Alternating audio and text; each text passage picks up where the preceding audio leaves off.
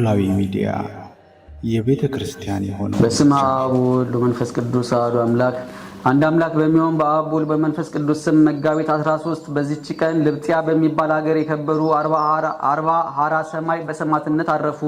እሊህ ቅዱሳንም በአልፊዲያኖስ ዘመን ተጋደሉ። እርሱም ከንጉሠ ነገሥት ቆስጠንጢኖስ ከመኳንንቶቹ አንዱ ነው። ከአይሁድ ሀገሮችም በአንዱ ላይ አነገሰው። ክርስቲያኖችንም እንዲጠብቃቸውና እንዲያከብራቸው አዙት ነበር። እርሱ ግን ወደዚህ ሀገር በደረሰ ጊዜ ጣዖትን አመለከ። ሰዎችንም ሁሉ ጣዖት እንዲያመልኩ አስገደዳቸው።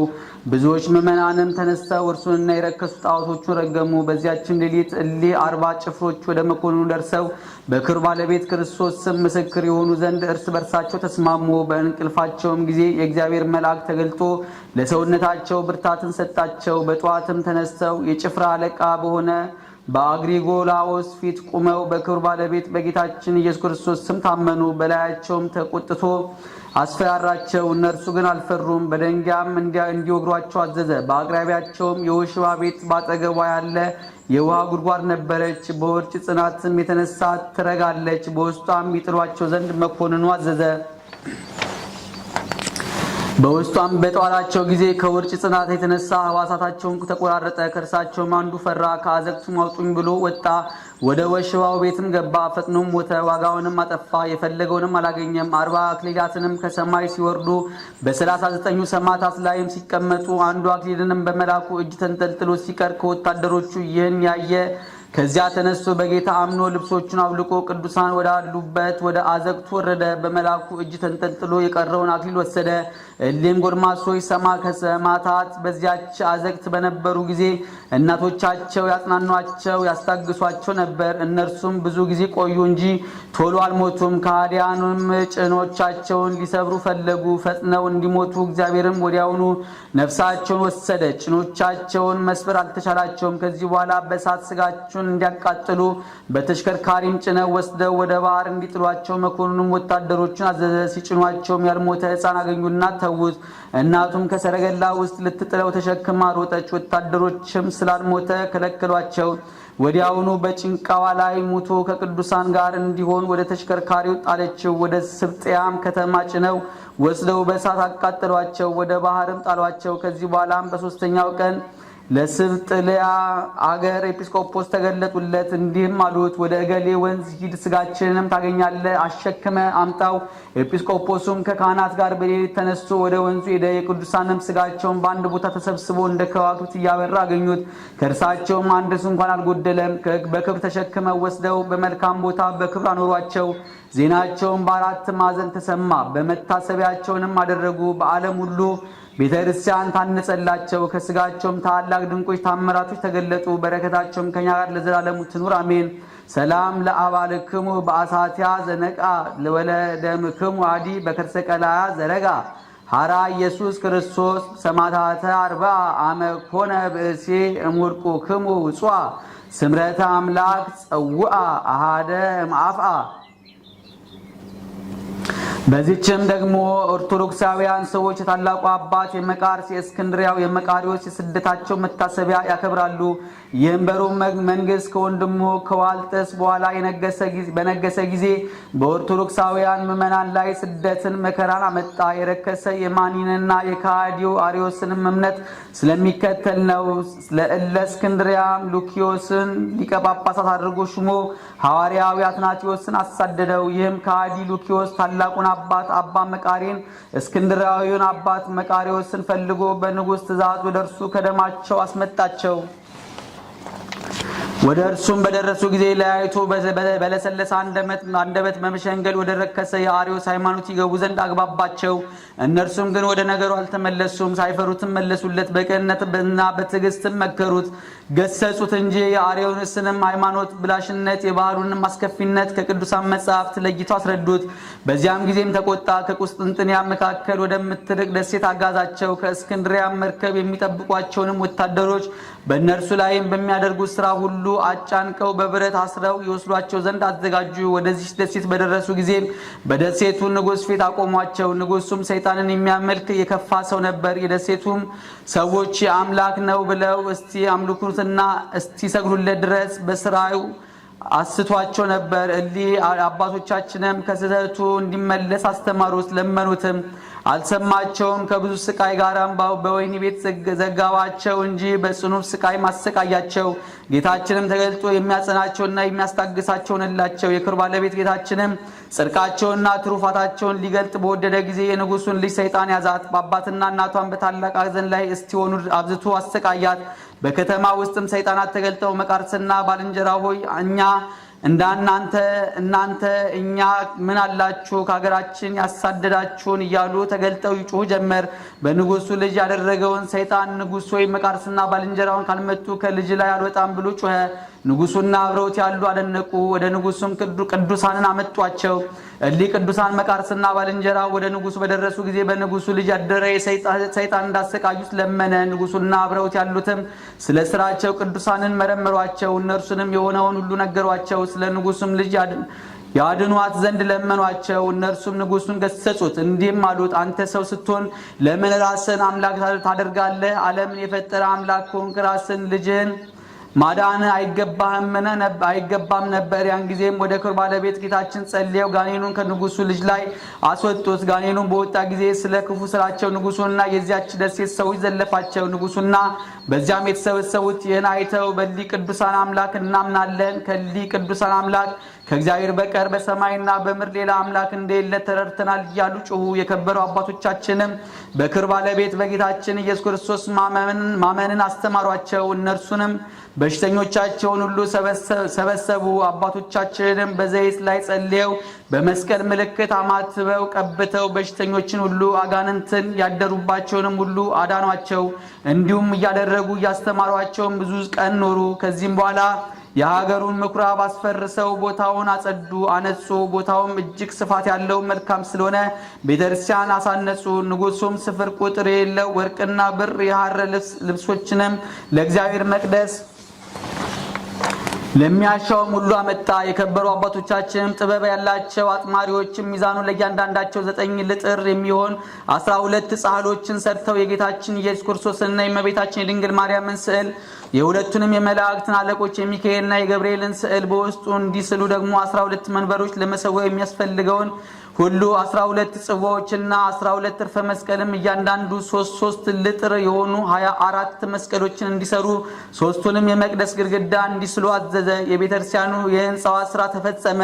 የተረፈውንም ገንዘብ ሌሎችና ለችግረኞች በተኑ። ጌታችንም የተጠመቀባት ጥር 11 በቀን በሆነች ጊዜ ወደ ባህር አጠገብ እንዲወርዱና እንዲሰበሰቡ የአገሩን ሰዎች አዘዟቸው። ከእስክንድሪያም በተሰደዱ ጊዜ እግረ መንገዳቸውን የያዙትን የከበረ ሜሮንን አመጡ። ይህም ከሐዋርያው አትናቴዎስ ጊዜ ጀምሮ የተጠበቀ ሉኪዮስም ያላገኘው ጌታችንም በዘመናት ሁሉ የጠበቀው ጥፋት ያላገኘው ነው። ይህ በመንፈስ ቅዱስ ትእዛዝ ሆኗልና። በዚያም ጊዜ አባት መቃሪ በከበረ ሜሮን በጥልቁ ባህር ላይ ባረከ። ባህሩም ከእሳት ኃይል የተነሳ በድስት እንደሚያፈሉት ውሃ የሚፈላ ሆነ። ዘይቱና ሜሮንም በውሃው ላይ ተንሳፈፈ።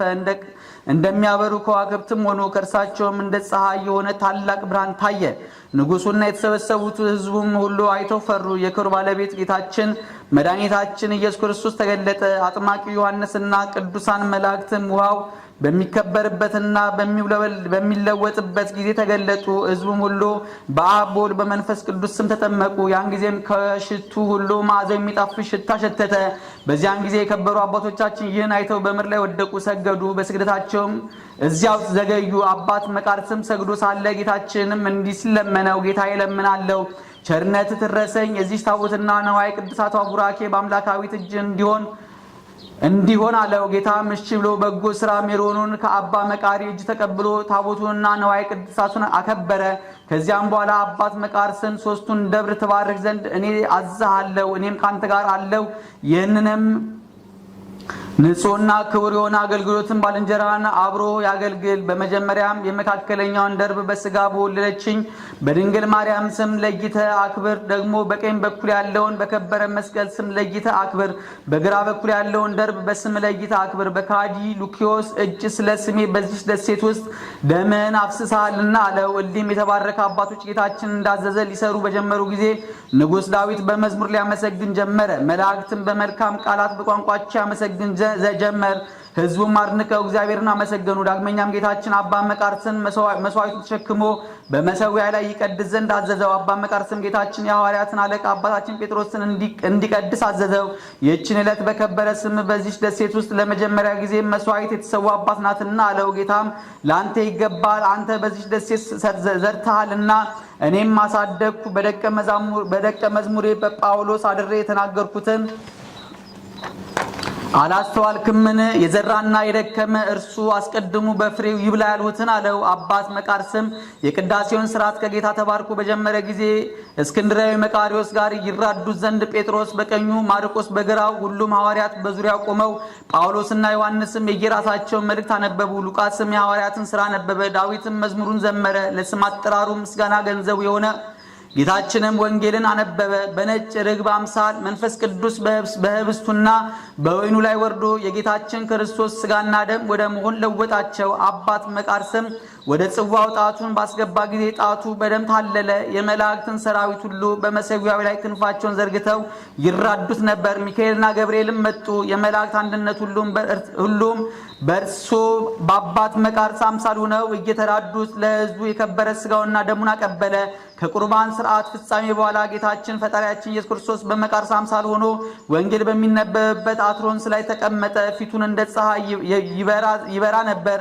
ለሕዝቡም ቡራኬ ሰጥቶ ወደ መሠዊያው ተመለሰ። ሐዋርያትም ከእርሱ ጋር ዳግመኛም ከ7 ቀኖች በኋላ አባታችን መቃርስ ለቤተ ክርስቲያን የሹመት ማዕረግ ወደ እግዚአብሔር ጸለየ። የክብር ባለቤት እግዚአብሔር ኢየሱስ ክርስቶስም ተገልጦ በእኔ ዘንድ ለዚህ ታላቅ ክብር የምትገባ አንተ ነህና አለው። ሽማግሌውም ሰምቶ አለቀሰ፣ በእግዚአብሔር ፊት ሰገደ። አቤቱ በሲያት ገዳም ወዳሉ መነኮሳት ልጆች ጊዜው ሲደርስ እመልሳለሁ፣ ከዚህ ከሥጋ ሳትለይ ያልከኝን አስብ። ይህ ካልሆነ መቃራ የምንኩስናውን ሥራ ትቶ ፓትርያርክ ሆነ ይላሉ አለ። ጌታችንም የመረጥኩ መቃርስ ሆይ እኔ የልብን ፍላጎት ሁሉ እፈጽምልሃለሁ፣ ግን ፓትርያርክ ትሾም ዘንድ ከልጆች የመረጥከውን አንድ አቅርብ አለው። ቅዱስ መቃርስም አቤቱ አንተ ልብ ያሰበውን የምታውቅ ነህ፣ እኔ ግን ወደዚህ አንጥረኛ ሽማግሌ ሰው ተመለከትኩ። እርሱ በቀናች ሃይማኖት የጸና ከሴቶችም ጋር ግንኙነት የማያውቅ ነው አለው። ጌታችንም አንተ እንዳልክ ደግ ነው አለ።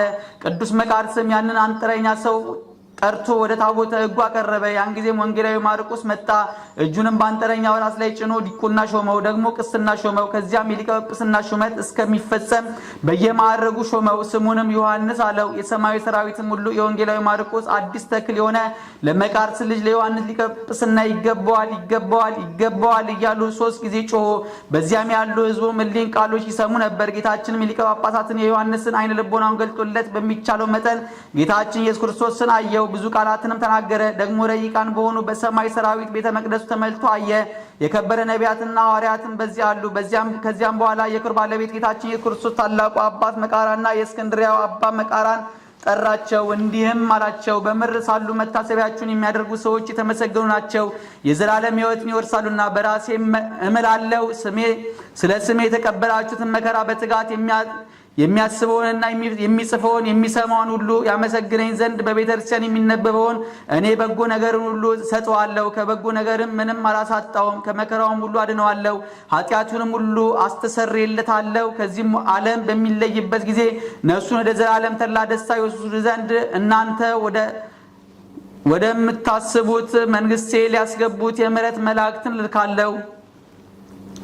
በገዳም ወይም በኦርቶዶክሳዊት ቤተክርስቲያን ወይም በአገር ውስጥ ይህ ዜናችሁ በሚነበብበት እኔ አድራለሁ። በረከቴንና ሰላሜንም እስከ ዓለም ፍጻሜ በውስጡ አድርጋለሁ። ለዚህ ለደስታችሁ ዜና ተቃራኒ የሚሆን ባልተወለደ በተሻለው ነበር። በእውነት እነግራችኋለሁ፣ በሰፊት እንዳመናችሁብኝ በሰማያት ባለው አባቴ ፊትና በከበሩ መላእክቶች ፊት አምንባችኋለሁ። አሁን ግን ወደ አገራችሁ የምትመለሱበት ጊዜ ደረሰ። ይህንም ብሎ ሰላምታ ሰጥቷቸው ወደ ሰማይ በክብር አረገ።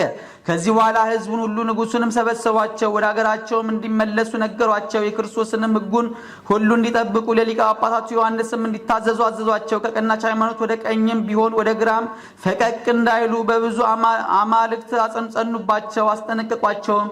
ሕዝቡም ሰምተው ደነገጡ፣ መሪ ልቅሶንም አለቀሱ። ቅዱሳን አባቶቻችንም ከእሳቸው ጋር በአንድነት አለቀሱ። ከዚህ በኋላ እያንዳንዳቸው ባረኳቸው፣ ተሰናበቷቸው። ያን ጊዜም ከኪሩቤል ወገን የሆነ መልአክ መጣ። አውጥቶም በክንፎቹ ተሸክማችሁ ወደ እስክንድርያ አድርሶ በሊቀ ጳጳሳቱ ደጅ እሁድ ጠዋት አወረዳቸው። ሊቀ ጳጳሳቱም አባ ጢሞቴዎስም ሰምቶ እጅግ ደስ አለው። ሁለተኛም ባያቸው ጊዜ አለቀሰ፣ ሰገደላቸው። እነርሱም ሰገዱለት። እርስ በርሳቸውም እጅ ተነሳስተው ሰላምታ ተለዋወጡ፣ ጤንነታቸውንም ተነጋገሩ። ደግሞም ልዩ የነበሩ የአሕዛብን ወደ እግዚአብሔር ስለመመለሳቸውና ስለተደረጉ ድንቆች ታምራት ነገሯቸው። ሊቀ ጳጳሳቱም አባ ጢሞቴዎስና ይህን የሰሙ ሁሉ ሕዝቡ አደነቁ፣ እግዚአብሔርንም አመሰገኑት። አባቶቻችንም በዚያ 8 ቀን ተቀመጡ። ከዚህ በኋላ ያ መልአክ ተገልጦ በክንፎቹ ደግሞ ተሸክማቸው ወደ ደብረ ሲሃትም አደረሳቸው። አንዱ ኪሩቤል ከአየር ሆኖ የአባት መቃርስ ልጆች ሆይ አባታችሁ የመንፈስ ቅዱስ ፍሬዎች ተሸክሞ ከስደት ተመልሶ መጥቷልና ወጣችሁ ተቀበሉ እያለ ጮኸ። ይህንም በሰሙ ጊዜ ከታላላቆቹ እስከ ታናናሾቹ ወጡ። ቁጥራቸውም 55,000 መነኮሳት ሆኑ። ከውስጣቸውም በዚያን ጊዜ አባ ዮሐንስ ሐጺርና አባ ብሶ ያሉ የደረሰባቸውንም ስቃይ በነገራቸው ጊዜ እጆቹን እግሮቹን እየሳሙ መሪር እንባ አለቀሱ። ደግሞም ፊቱን ስላዩ ደስ አላቸው። እርሱም በክብር ባለቤት በጌታችን ኢየሱስ ክርስቶስ ስም ባረካቸው። የክርስቶስ ወገኖች ሆናችሁ በዓለም ሁሉ የምትገኙ ምእመናን ሆይ በዘመናት ሁሉ በዓል እያደረጋችኋት በዚህች ዕለት ደስ ሊላችሁ ይገባል። ይህም ለአምላካችን ክርስቶስ ስለ ስሙ ደማቸውን እንዳፈሰሱ እንደ ጴጥሮስና እንደ ጳውሎስ መታሰቢያ ለእሊህ ታጋዮች አባቶች ለመከራቸው መታሰቢያ እንዲሆን። እሊህም ታላቁ አባ መቃርስና ባልንጀራው የእስክንድርያ አባ መቃርስ ናቸው። በዚች በመጋቢት ወር በ13ኛው ቀን ሉኪዮስ ከእስክንድርያ አስቀድመው ወደ አወሳናት ደሴት አጋዛቸው። ደግሞም በዚሁ ቀን ተመልሰው ወደ እስክንድርያ ደረሱ። በጸሎታቸው የሚገኝ በረከት በሁላችን የክርስቲያን ወገኖች ላይ ለዘላለም አድሮብን ይኑር አሜን። ሰላም ለስደቶሙ ሀበ ዘይትዘግቦ መቃር ዘይአቢ ወመቃሪዮስ ሁሁ ወዘይተ ለዘይጽሖት ዘነዙ ከመከዋክብት ውስተ ገጸ ማይ በርሁ ወከመ ፀሐይ በሰማይ ዘሳልስ ወርሁ። በዚህች ዕለት ደግሞ በእስክንድርያ ሊቀ ጵጵስና ለተሾሙ አባቶች 14ኛ የሆነ የእስክንድርያ ሊቀ ጳጳሳት ቅዱስ አባት ዲዮናስዮስ አረፈ። የዚህም ቅዱስ ወላጆቹ እምነት የሌላቸው አረማውያን ናቸው። እርሱ ግን ብዙ ትምህርቶችን ተማረ። አባቱ በዘመድ የከበረ ስለነበረ ከታናሽነቱ ጀምሮ አስቦት ለአረማውያን መምህራን መምህራቸው እስኪሆን ጥበብን ሁሉ አስተማራው። በአንዲት ቦታም ተቀምጦ ስለ አንዲት አሮጊት ክርስቲያን ሴት በፊቱ አለፈች። ከሐዋርያ ጳውሎስ መጽሐፍም አንድ ጥራዝ ይዛ ነበር። እርሱም እስቲ ስጭኝ ልየው አላት። እርሷም ሰጠችውና ነበባት። በውስጧም ልዩ የሆነ ቃልና የሚያስደንቅ እውቀትን አገኘ። በምን ያህል ትሸጪዋለሽ አላት። በአንድ አላድ አለችው። እርሱም ከዚህ መጽሐፍ የቀረ አለ ካገኘሽ ሂደሽ አምጪልኝ አላት። እርሷም ሂዳ ሌሎች 3 ጥራዞች አመጣች። እርሱም 4 የወርቅ አላድ ሰጣት። ባነበበችውም ጊዜ መጽሐፉ ጎደሎ ሆኖ አገኘው። ዳግመኛም ከዚህ መጽሐፍ የቀረ ብታገኝም ሂደሽ ፈልጊ፣ አታገኝም ብለሽ ፈልጊ አላት። እርሱም በአባቶች መጽሐፍ ውስጥ የሊም ብቻ አገኘው። ምሉውን የጳውሎስን መጽሐፍ ከፈለግ ወደዚያች ቤተክርስቲያን ሂደ ጠይቅ አለችው። እርሱም በቤተክርስቲያኒቱ ብፈልግ ከርሷ ይሰጡኛልና አላት። አዎን ይሰጧል አለችው። ሂዶም ወደ ቤተክርስቲያን ጠየቀ። እነርሱም የጠየቀውን መጽሐፍ ሰጡት። አነበበውም፣ በልቡ ማጸናው። ያለ መጽሐፍም በቃሉ ያነበበው ነበር። በክብር ባለቤት በጌታችን ኢየሱስ ክርስቶስ ስም አመነ። ከዚህ በኋላ ወደ ሊቀ ጳጳሳት አባ ድሜጥሮስም ዘንድ ሂዶ ያጠምቀው ዘንድ ለመነው። እርሱም ሕግንና ሥርዓትን ትምህርትን ሁሉ አስተምሮ ከዚህ በኋላ አጠመቀው። አባ ድሜጥሮስም ለቤተክርስቲያን ልጆች ሁሉ አስተማሪው አደረገው። አባ ያሮክላ ሊቀ ጵጵስና በተሾመ ጊዜ ይህን አባት ዲዮናስዮስን በእስክንድርያ ሀገር ውስጥ በወንዶችም በሴቶችም ምዕመናን መካከል እንዲፈርድላቸው እንደራሴ አድርጎ ሾመው። በሊቀ ጵጵስናው ስራ ላይ ሁሉ ስልጣን ሰጠው። አባ ያሮክላም ባረፈ ጊዜ ሕዝቡንና ካህናቱን ሁሉ ተስማምተው በእስክንድርያ ላይ ይህን አባት ዲዮናስዮስን ሊቀ ጵጵስና ሾሙት። መንጋውንም በበጎ አጠባበቅ ጠበቀ። ነገር ግን በሹመቱ ዘመናት ብዙ መከራና ሐዘን አገኛቸው። በዘመኑም በከሃዲው ዳኪዎስ ተነስቶ ክርስቲያን ከሚወድ ከፊልጶስ ጋር ተዋጋ። ድል አድርጎም ለፊልጶስን ገደለው። በእርሱ ፈንታም ነገሰ። በክርስቶስ የሚያምኑትን ምዕመናን ሁሉ አሰቃያቸው። ከጳጳሳትና ከምዕመናን ብዙዎች ሰማዕታት ገደላቸው። ከፍርሃትና ከድንጋጤም የተነሳ ወደ በረሃ ወደ ገዳም ሸሽተው በዚያም የሞቱ አሉ። የዚህም የዳኪዎስ ጭፍሮች ይህን አባት አግኝተው ያዙት፣ ለብዙ ጊዜም አሰሩት። ከዚህ በኋላ በአምላክ ፈቃድ ከሃዲው ጠፋ። በእርሱም ፈንታ ግርላዎስ ነገሰ። ከክርስቲያንም ልጆች መከራው ጸጥ አለ። በዘመኑም ሰላም ሆነ። ከዚህ በኋላ ግርላዎስ ሞተ። በእርሱም ፈንታ ዋርሊዮስ ነገሰ። እርሱም ሁለተኛው በከክርስቲያን ወገኖች ላይ መከራ አስነሳ። የዚህ ከሃዲ ንጉሥ መኳንንቶቹ ይህን አባት ይዘው አሰሩት፣ ታላቅ ስቃይም አሰቃዩት፣ እጅግም አስጨነቁት። ንጉሡም ይህን አባት ለጣዖት እንዲሰግድ ፈለገ። እርሱም እንዲህ ብሎ መለሰለት፣ እኛስ ለክብር ባለቤት ለእግዚአብሔር አብ ለልጁ ለኢየሱስ ክርስቶስ ለመንፈስ ቅዱስ አንዲት ስግደትን እንሰግዳለን። ንጉሡም ሰምቶ እጅግ ተቆጣ። ሊያስፈራራውም በፊቱ ብዙ ሰዎችን ገደለ። ቅዱሱ ግን አልፈራውም። ወደ ደሴትም አጋዘው። በዚያም ብዙ ዘመናት ኖረ። ከዚህ በኋላ ከግዞት መልሶ አንተ በስውር ለብቻው እንደምትቀድስ ስላንተ ሰማሁ አለው። ቅዱሱም አባት መልሶ እኛ ጸሎታችን፣ ምስጋናችን፣ ቅዳሴያችን በቀንም በሌሊትም ቢሆን አንተው ከእርሱ ጋራም ወደ ሆኑ ወገኖች ዘወር ብሎ ሂዱ። ቀድሶ በስጋ ከእናንተ ጋር ቅን ብሆን በመንፈስ ከእናንተ ጋር ነኝ አላቸው። ንጉሡም ተቆጥቶ ወደ ስደት መለሰው። እግዚአብሔርም በዚህ በከሃዲው ንጉሥ ላይ የነበረውን የበርበረምን ሰራዊት አስነሳበት። ከእርሳቸውም የተነሳ ፈራ፣ ገደሉትም። መንግስቱንም ብልህና አዋቂ የሆነ ልጅ ወረሰው። አባቱ ያሰራቸውን ሁሉ ፈታቸው፣ ከተሰደዱበትም መለሳቸው። ወደ ሊቃነ ጳጳሳትም ወደ ኤጲስቆጶሳት ሁሉ ወደ ቤተ ክርስቲያናችሁ ክፈቱ፣ መብራቶቻችሁንም አብሩ፣ በእናንተም ላይ ምን የሚደርስባችሁ ክፉ ነገር የለም ብሎ ደብዳቤዎችን ጻፈ። ይህም አባት ቀሪ ዘመኑን በጸጥታ በሰላም ኖረ። ደግሞም ከዚህ አባት በዲዮናስዮስ ዘመን ከአረቢያን አገር በኩል የመጡ ነፍስ ከስጋ ጋር ትሞታለች፣ ከዚያም በትንሣኤ ቀን ትነሳለች በማለት የሳቱ ዝንጎች ሰዎች ተነሱ። በእነርሱም ላይም የኤጲስቆጶስነት ጉባኤ ተሰብስቦ አውግዞ ለያቸው። ሌሎችንም የረከሱ የአርዮስንና የባስልዮስን እምነት ይዘው የተነሱ አሉ። ይህም አባት ፈጽሞ ባረጀ ጊዜ ወልድን የካደ ሳምሳጢ ጳውሎስን ተነስቶ አሳተ። በአንጾኪያም ኤጲስቆጶሳት በአንድነት ተሰበሰቡ። ይህ አባት ግን ስለ እርጅናው አብሮ አልተሰበሰበም።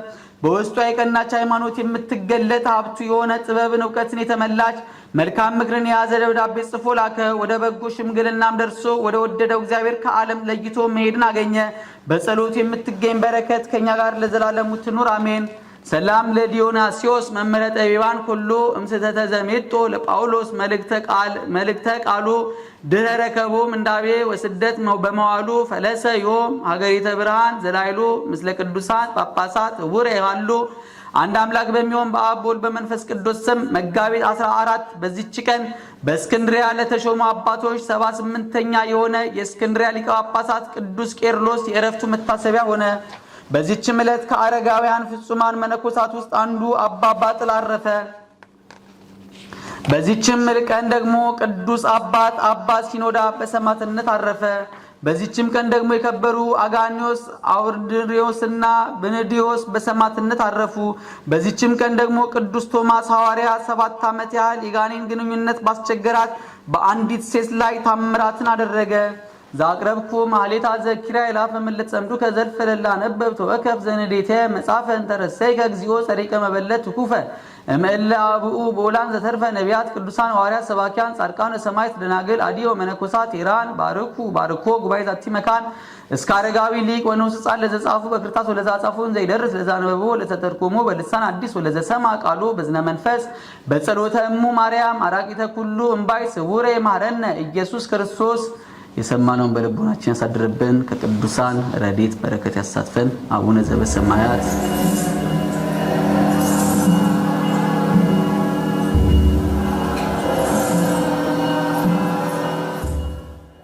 ኖላዊ ሚዲያ የቤተ ክርስቲያን የሆነውን ብቻ